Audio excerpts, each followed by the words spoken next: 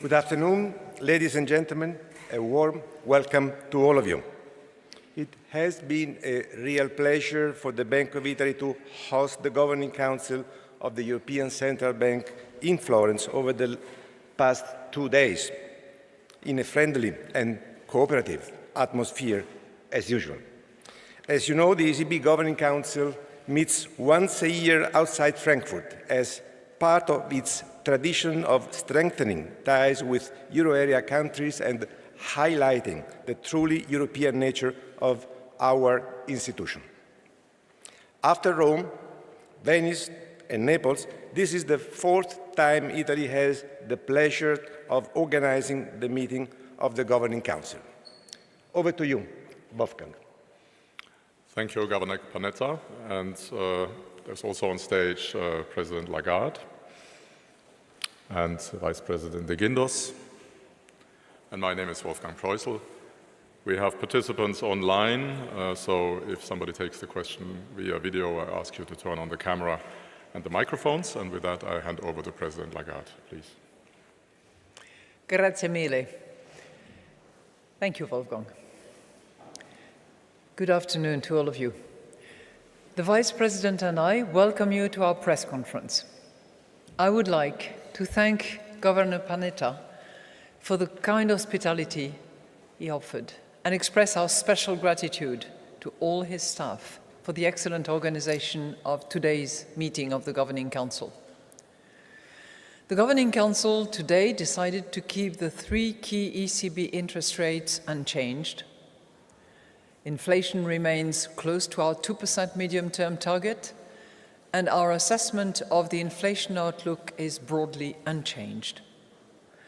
The economy has continued to grow despite the challenging global environment. The robust labor market, solid private sector balance sheets, and our past interest rate cuts remain important sources of resilience. However, the outlook is still uncertain, owing particularly to ongoing global trade disputes and geopolitical tensions. We are determined to ensure that inflation stabilizes at our 2% target in the medium term. We will follow a data-dependent and meeting-by-meeting approach to determining the appropriate monetary policy stance. In particular, our interest rate decisions will be based on our assessment of the inflation outlook and the risks surrounding it in light of the incoming economic and financial data, as well as the dynamics of underlying inflation and the strength of monetary policy transmission. We are not pre-committing to any particular rate path. The decisions taken today are set out in a press release available on our website. I will now outline in more detail how we see the economy and inflation developing, and we will then explain our assessment of financial and monetary conditions. The economy grew by 0.2% in the 3rd quarter of the year, according to Eurostat's preliminary flash estimates published today. The services sector continued to grow, boosted by strong tourism and especially by a pickup in digital services. According to surveys, the pickup reflects the fact that many firms have stepped up efforts to modernize their IT infrastructure and integrate artificial intelligence into their operations. Meanwhile, manufacturing was held back by higher tariffs, still heightened uncertainty, and a stronger euro. The divergence between domestic and external demand is likely to persist in the near term. The economy should benefit from consumers spending more as real incomes rise.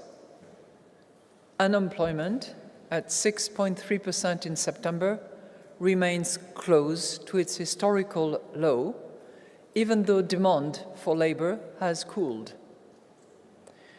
Households continue to save an unusually large proportion of their incomes, which should give them greater margin to increase spending further.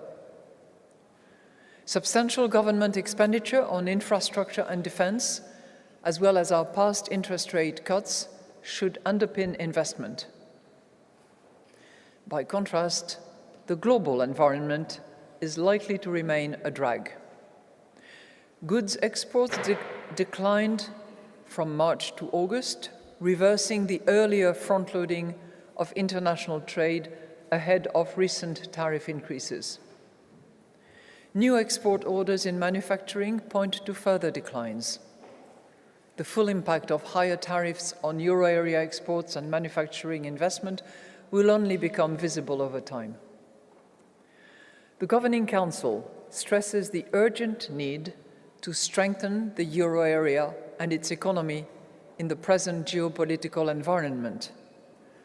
And we welcome European Union leaders reaffirming this ambition at last week's Euro Summit. Fiscal and structural policies should boost productivity, competitiveness, and resilience. It is essential to implement the European Commission's competitiveness roadmap swiftly. Governments should prioritize growth-enhancing structural reforms and strategic investment while ensuring sustainable public finances. It is also vital to foster further capital market integration by completing the Savings and Investments Union and the Banking Union to an ambitious timetable, and to rapidly adopt the regulation on the establishment of the digital euro. The Governing Council is committed to making retail and wholesale central bank money fit for the digital age. In this vein, the Governing Council today decided to move to the next stage of the digital euro project. This will ensure technical readiness for potential issuance and support Europe's digital sovereignty once legislation has been adopted. The details of this decision are available in a separate press release. Looking at inflation now. Annual inflation increased to 2.2% in September, from 2% in August. This was mainly because energy prices fell by less than before. Energy price inflation was minus 0.4% in September, up from minus 2% in August. Meanwhile, food price inflation eased to 3% in September, from 3.2% in August. Inflation excluding energy and food rose to 2.4% from 2.3% in August, as services inflation ticked up from 3.1% to 3.2%, while goods inflation was again unchanged at 0.8%. Indicators of underlying inflation remain consistent with our 2% medium-term target. While firms' profits are recovering, labor costs are set to moderate further owing to rising productivity and an easing in wage growth. Forward-looking indicators, such as the ECB's wage tracker and surveys on wage expectations, point to slower wage growth over the remainder of the year and the first half of 2026. Most measures of longer-term inflation expectations continue to stand at around 2%, supporting the stabilization of inflation around our target. Looking at risks now. The EU-US trade deal reached over the summer, the recently announced ceasefire in the Middle East, and today's announcement of progress in the US-China trade negotiations have mitigated some of the downside risks to economic growth.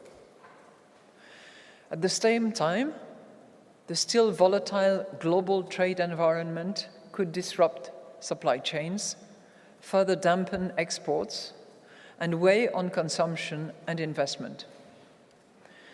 A deterioration in financial market sentiment could lead to tighter financing conditions, greater risk aversion, and weaker growth. Geopolitical tensions, in particular Russia's unjustified war against Ukraine, remain a major source of uncertainty. By contrast, higher than expected defense and infrastructure spending, together with productivity-enhancing reforms, would add to growth. An improvement in business confidence could stimulate private investment. Sentiment could also be lifted and activity spurred if the remaining geopolitical tensions diminished, or if the remaining trade disputes were resolved faster than expected. The outlook for inflation continues to be more uncertain than usual on account of the still volatile global trade policy environment. A stronger euro could bring down inflation further than expected. In addition, inflation could turn out to be lower if higher tariffs lead to lower demand for euro area exports and induce countries with overcapacity to further increase their exports to the euro area. An increase in volatility and risk aversion in financial markets could weigh on domestic demand and thereby also lower inflation. By contrast, inflation could turn out to be higher if a fragmentation of global supply chains pushed up import prices, curtailed the supply of critical raw materials, and added to capacity constraints in the domestic economy. A boost in defense and infrastructure spending could also raise inflation over the medium term. Extreme weather events and the unfolding climate and nature crisis, more broadly, could drive up food prices by more than expected. Turning to financial and monetary conditions, since our last meeting, market rates have remained broadly unchanged. Our past interest rate cuts have continued to reduce bank lending rates for firms, which average 3.5% in August. Meanwhile, the cost of issuing market-based debt remained at 3.5% in August, as the longer-term yields on which such debt is priced have been relatively stable. The annual growth rate of bank lending to firms edged down to 2.9% in September from 3% in August. At the same time, corporate bond issuance slowed to 3.3% on a yearly basis.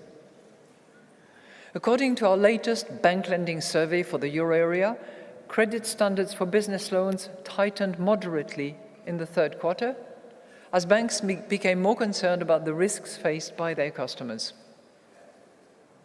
Firms' demand for credit picked up slightly. The average interest rate on new mortgages has barely changed since the start of the year and stood at 3.3% in August.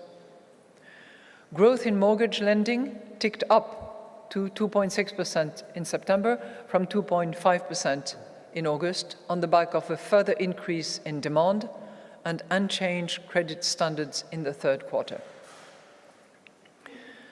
Growth in broad money, as measured by M3, slowed to 2.8% in September, down from 2.9% over the first half of in August, and an average of 3.8% over the first half of the year.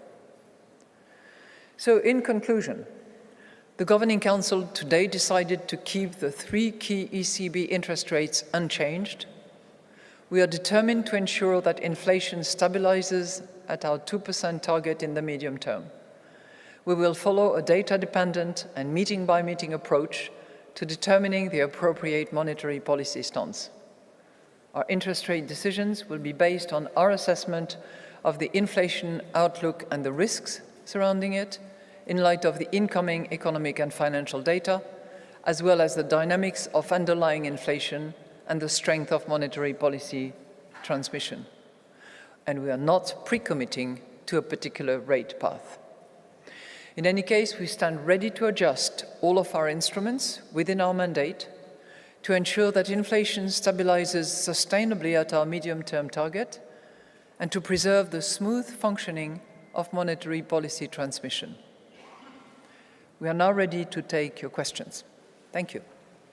Annette Weisbach from CNBC for the first question. Annette, please. President Lagarde, thank you very much for taking my questions. First question would be, of course, on your famous mantra that you're in a good place right now when it comes to the policy stance. So given that private economic activity in your area is not really great, would you say that... It's not really what?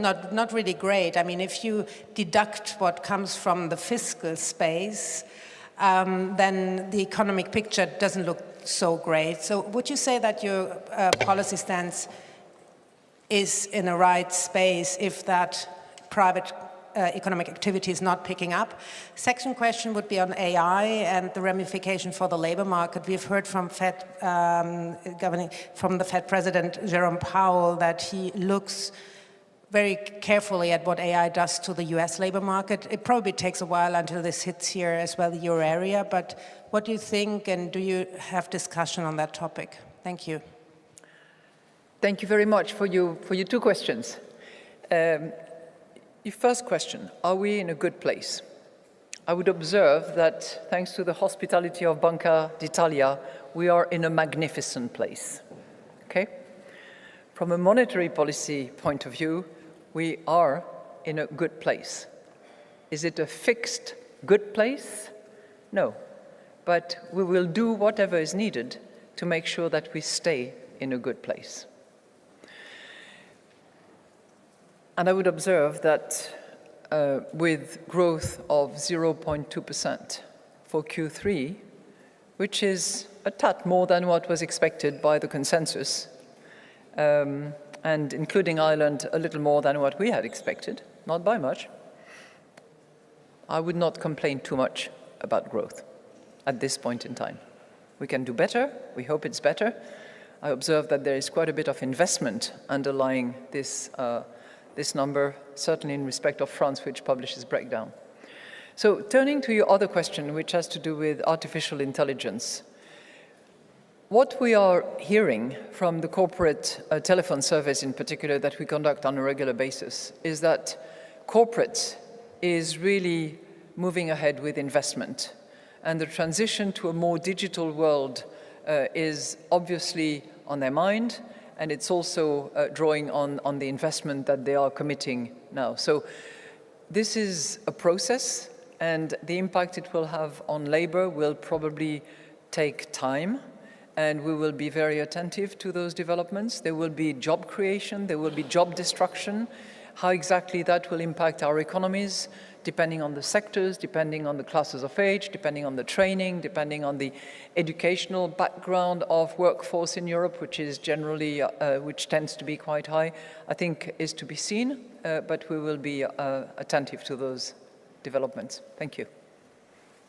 The question goes to Jana Rando of Bloomberg. Jana, please. Good afternoon. Thank you very much. I have a question following up on your comment that we are in a good but yet not yet or not fixed place on policy. You have held rates 3 times now, and I am wondering if you are or would be confident to say that a rate cut is as likely as a rate hike sometime in the future.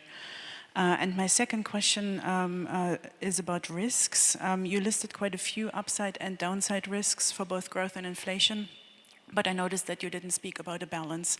So I'm very interested in hearing your thoughts on whether at least the risks for growth are broadly balanced or more balanced than they used to be, and on inflation as well, of course. Thank you. Thank you. Thank you very much for these 2 questions. You know, I have said that we are in a good place. I continue to say that we are in a good place. And I repeat that we will take the necessary measures and steps on the basis of data, meeting by meeting, to make sure that we stay in a good place. On your second question, which has to do with the, and I also want to remind you that, we have very clearly defined our objective.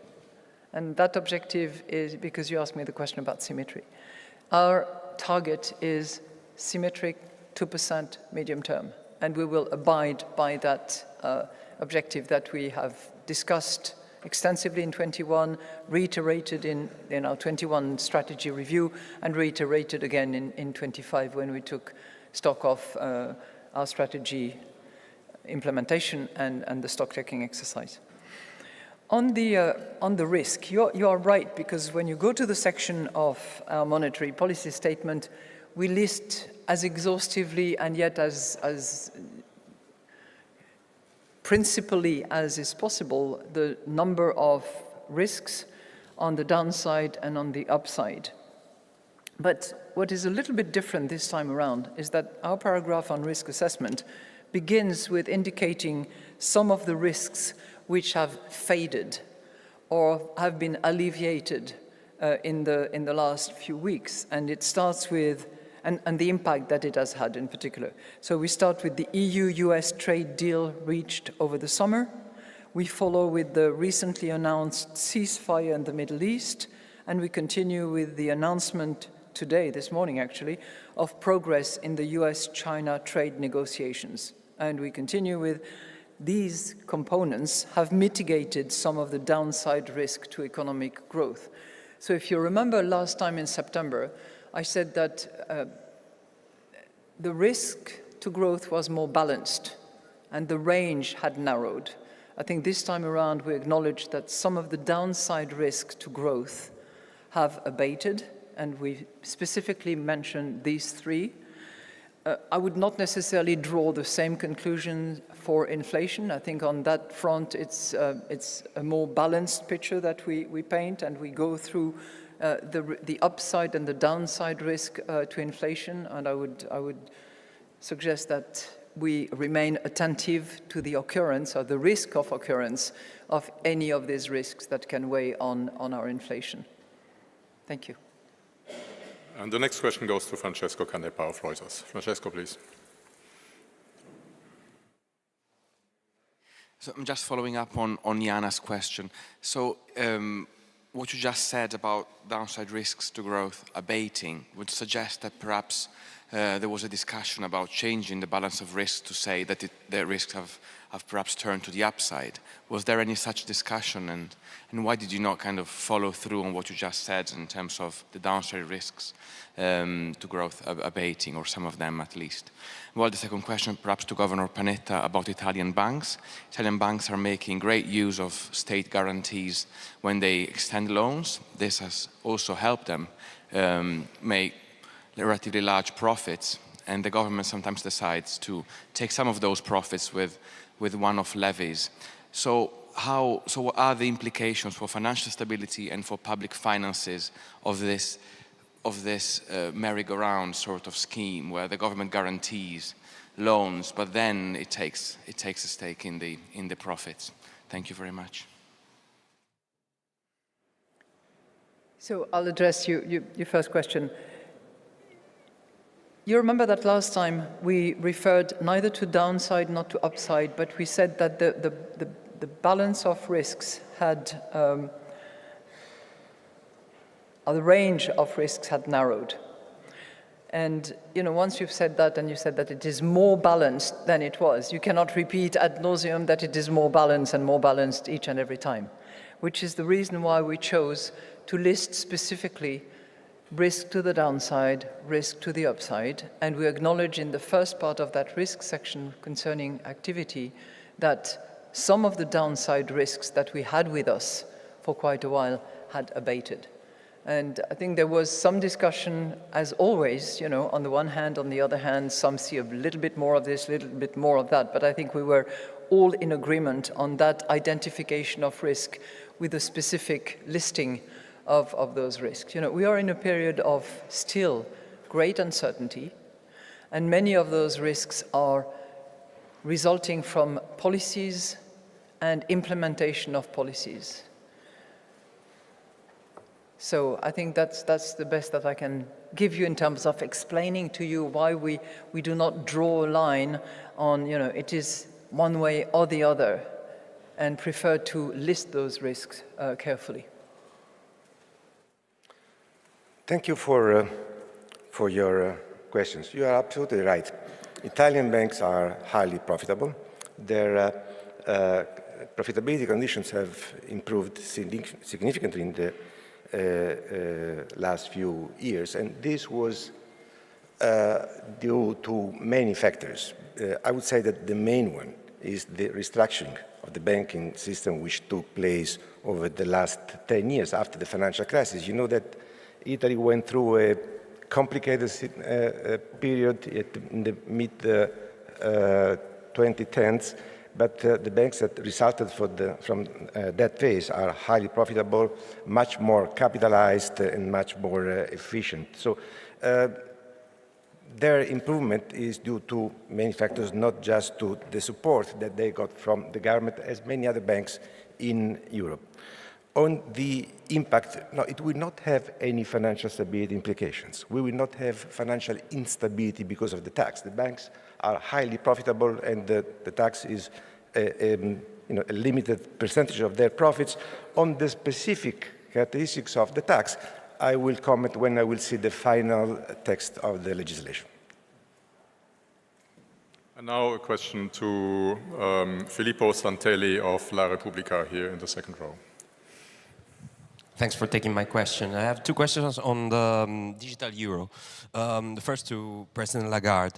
One of the objections of the criticism towards the project, which by the way was raised also by the rapporteur of the regulation in the European Parliament, is that the digital euro is a solution in search of a problem. And its objective might be better realized through market-led solution and maybe helped by a smarter regulation. How do you respond to that criticism? And the second one to Governor Panetta. Banks around Europe, including Italian banks, have warned about the costs of adopting the digital euro, even suggesting that their costs could be higher than ECB estimates, as it's sometimes the case with public infrastructures. Is the euro system considered an option to lower those costs, and are you afraid banks might pass down those costs to the consumers? Thanks. Thank you very much for your question. For me, as president of the ECB, I regard money as a public good. Money is a public good, full stop.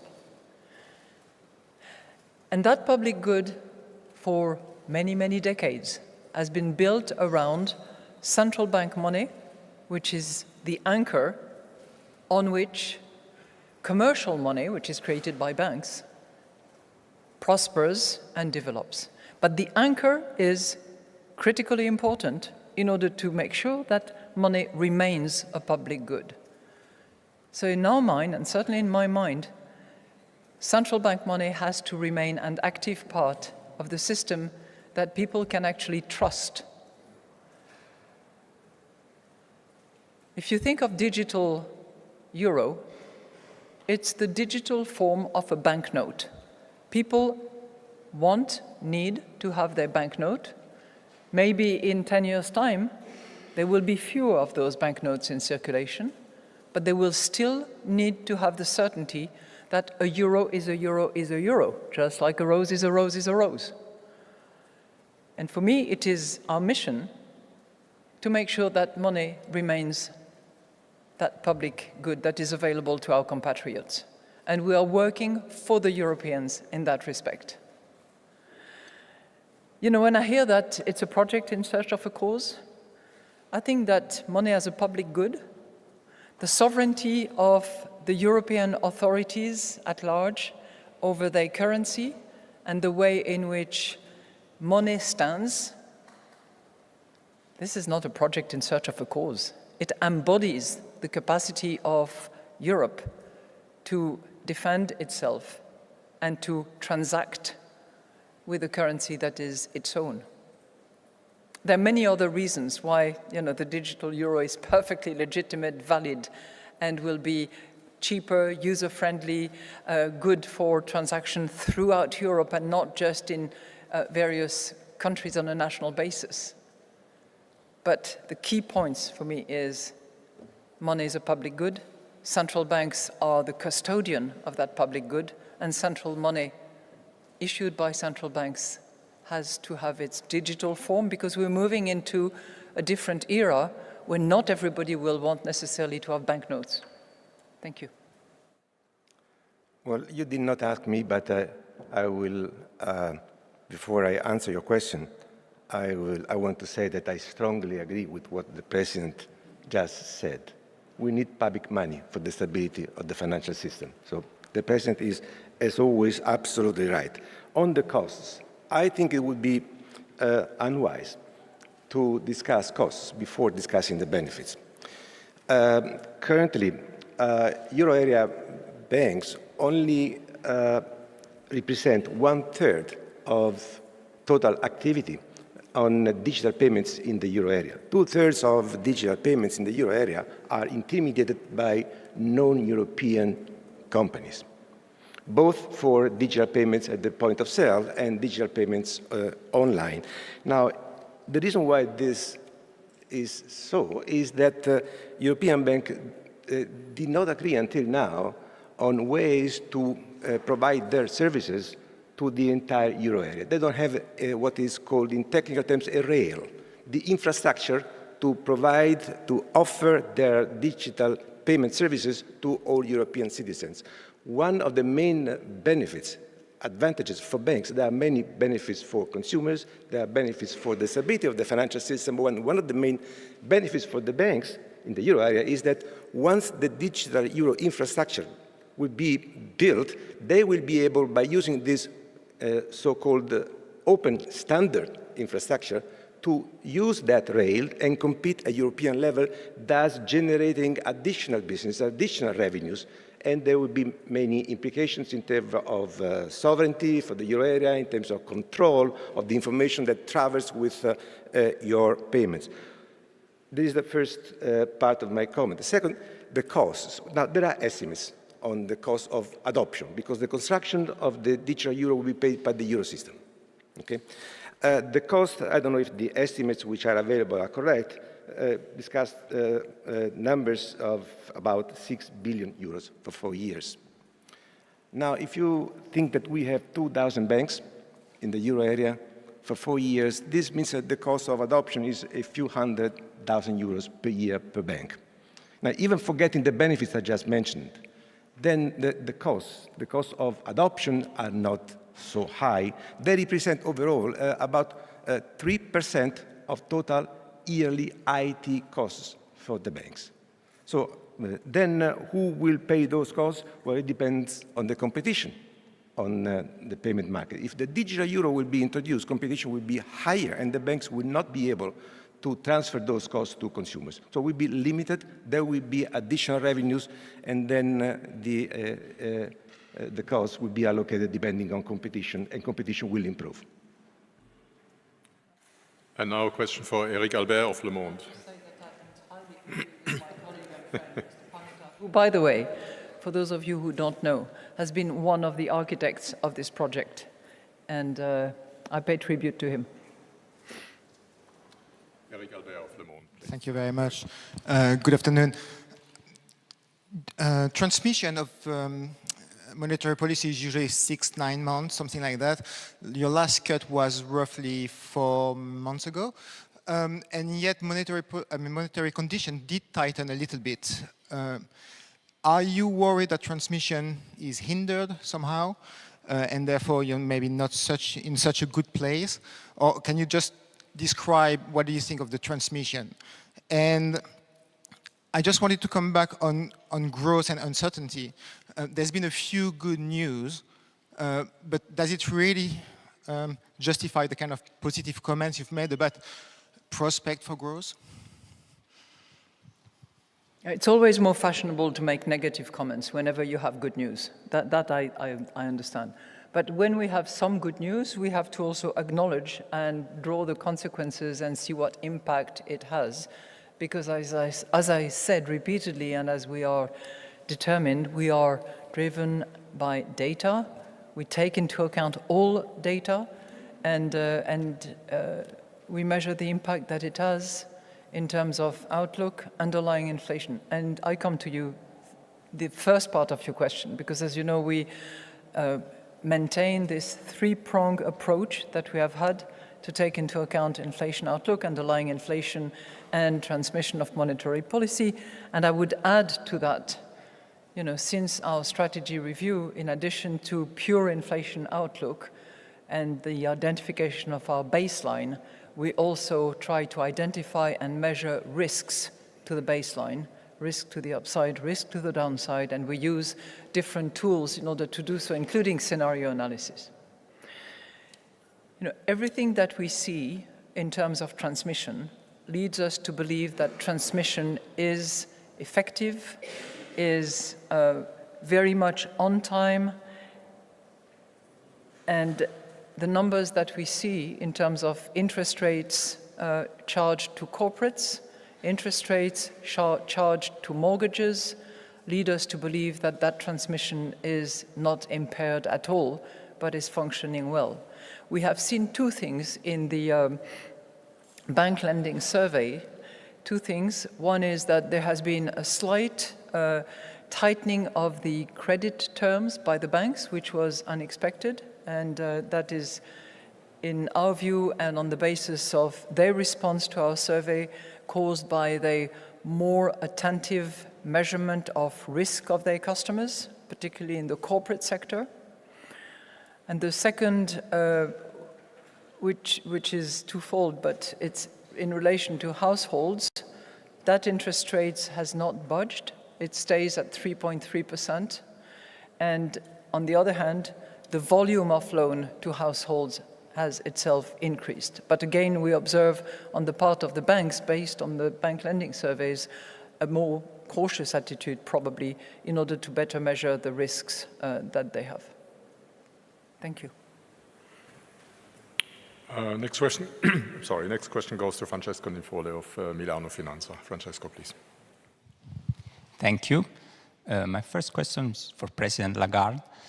Could you elaborate a little bit more about the discussion in the Governing Council about inflation risks?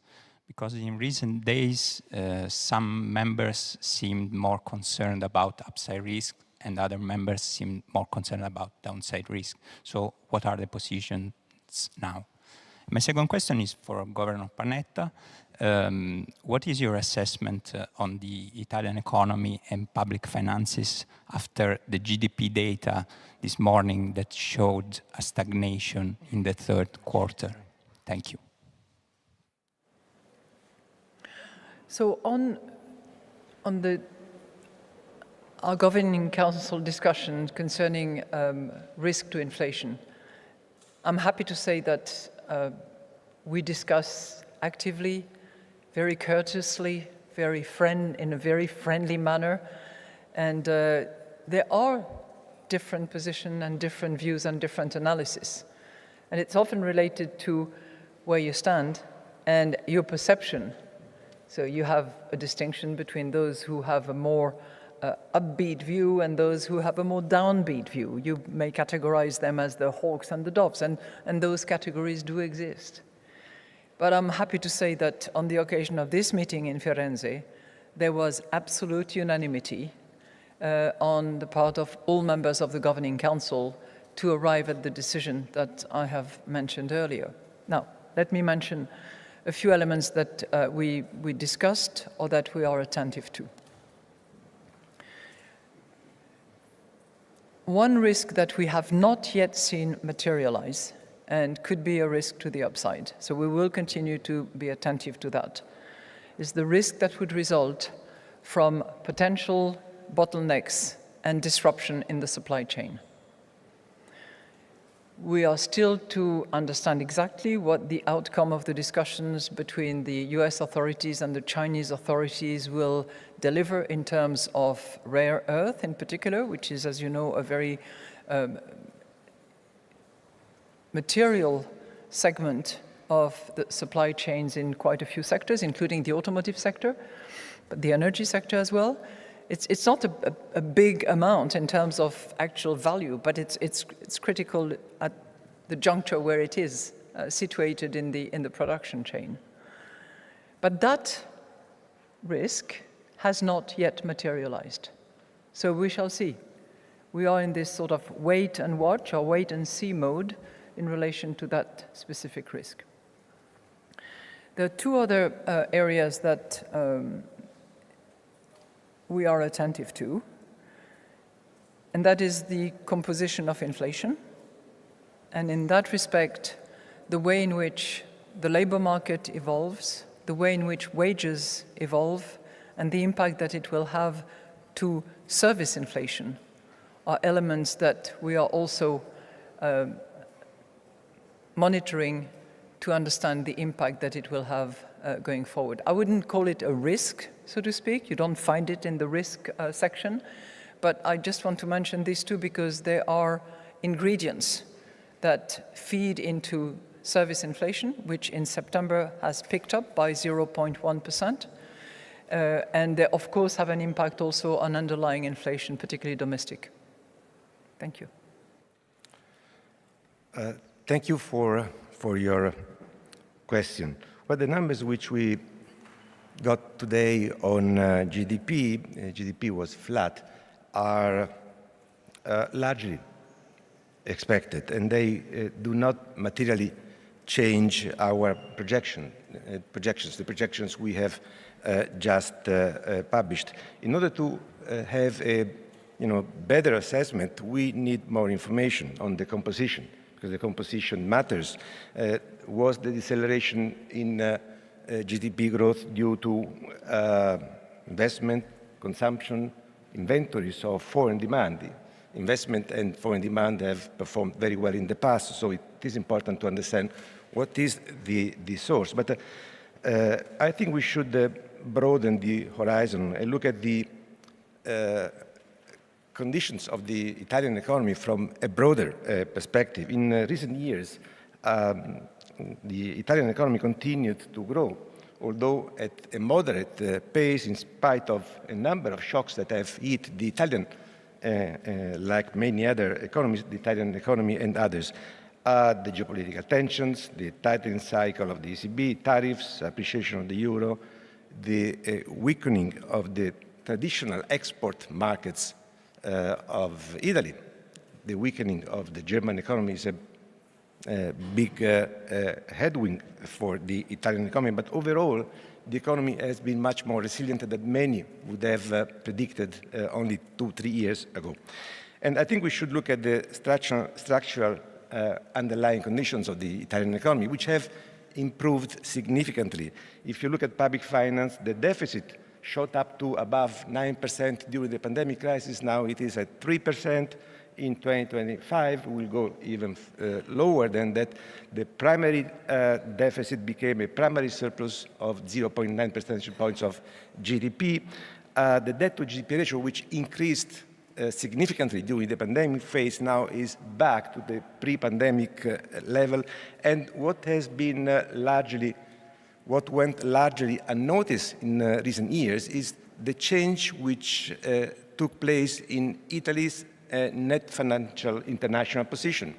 We had a current account deficit. We have now a persistent surplus of the balance of payments. And if only 10 years ago, the net financial international position of Italy was negative for more than 20 percentage points of GDP, today we have a positive net international financial position. So from minus 20+% to around 8-9 percentage points of GDP.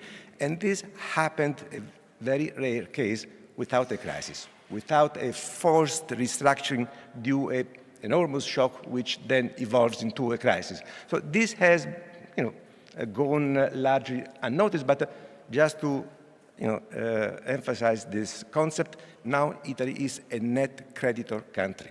Every year we give some of our savings, unfortunately, to foreign countries, and our position is positive vis-à-vis the rest of the world. Turning to our online participants, I'd like to give the floor to Olaf Storbeck of the Financial Times. Olaf, please. Yes, hello, thank you. Can you hear me? Yes. Yeah, thanks, and apologies, I can't be in magnificent Florence today.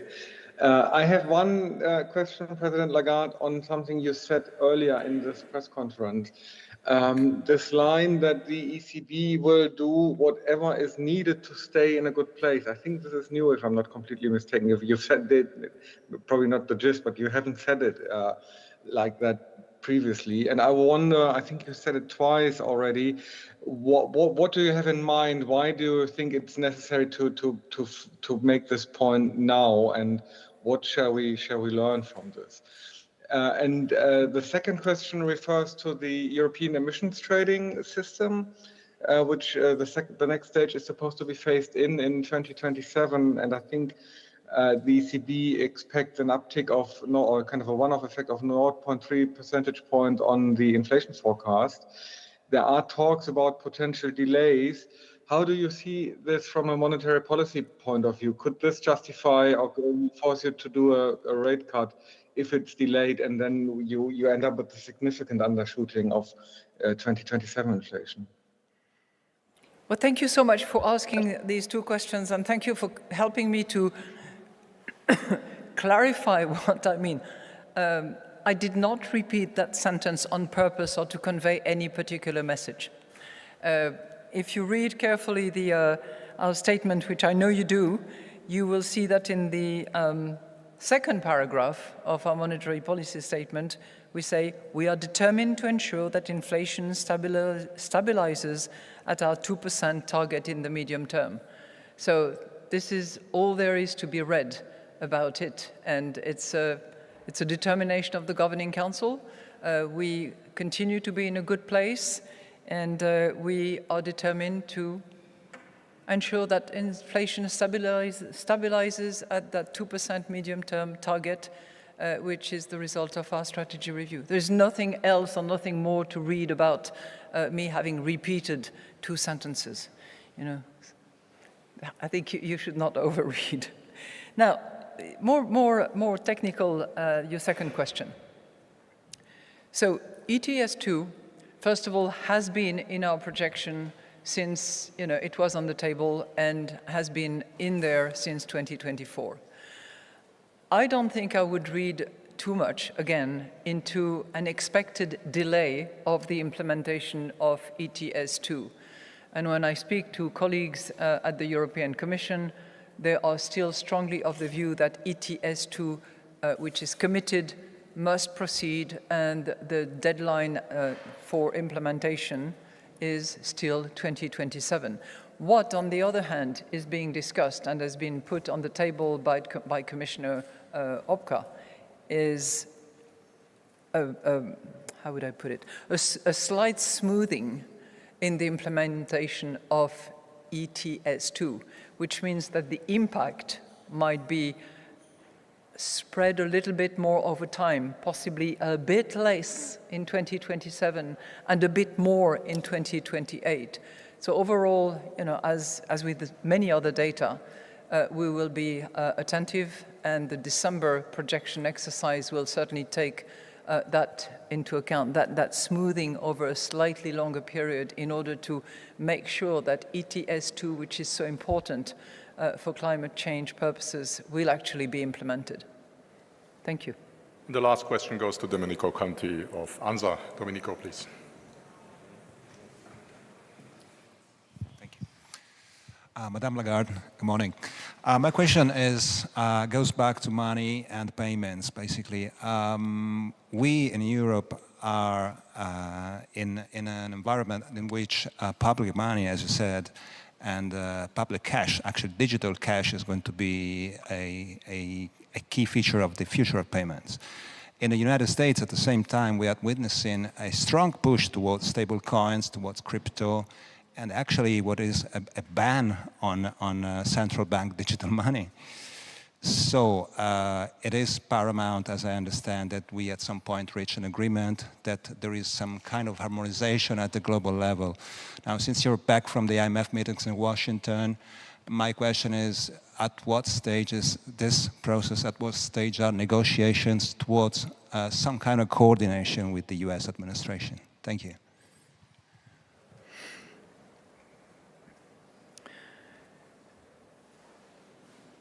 First of all, I would like to insist on the fact that we at the ECB in the Eurosystem are very attentive to innovation, and we are very supportive of innovation. The digital euro, the different options that we're exploring, the way in which we reach out to both suppliers, merchants, banks, which stand to benefit from this system, is a clear indication that we want innovation into money and into this public good for which we are responsible. So for those who would like to argue that we are trying to stifle innovation, terribly sorry, but no, this is you're knocking at the wrong door. Innovation is definitely part of us and part of the DNA of central bankers in Europe. Second, we are also attentive to the regulatory framework in which private forms of money, certain financial instruments that I would not call currencies, and I'm here referring to cryptos, equivalent of currencies as they present themselves, but which are private form of money, such as stable coins, are launched, are reserved against, are made secure, and that was under the MiCAR, which was the European regulation that was issued in order to establish the protection of consumers, enough financial stability, and rules by which some of those issuers were supervised. I observe, by the way, that in spite of the executive decision that was made back in January, the Genius Act, which was issued by Congress in the United States, is also attempting to put together a framework which has a lot of overlap with MiCAR. There are some discrepancies, and there are areas for which we have to be attentive not to create financial stability risk or arbitrage risks that would be detrimental to Europe. This is our job, and we will continue to do that job and to have a dialogue with the Commission, which is in charge of establishing the rules of the game, if you will. But as I said earlier, what we are doing, putting money as a public good on the map and making sure that the anchor is alive and digital as well as cash, is our duty. But it does not stop private issuers to do what they think is their business. They're into market share. They're into penetration of certain spheres of either payment or transactions. But our job is to secure the anchor. Our job is to secure the settlement functions. And we are going to continue doing that, notwithstanding initiatives that some of those issuers will take. And it certainly does not preclude European-based issuance that would be in compliance with the regulatory framework that we have. So it's a vibrant domain, but one where we have to make sure that we do not expose our compatriots or our economy to financial instability risk that would certainly be a recurrence of what we observed back in 1890 in the United States, for instance. That concludes our press conference. The next press conference is on 18 December in Frankfurt. And up until then, all the best. Enjoy Firenze.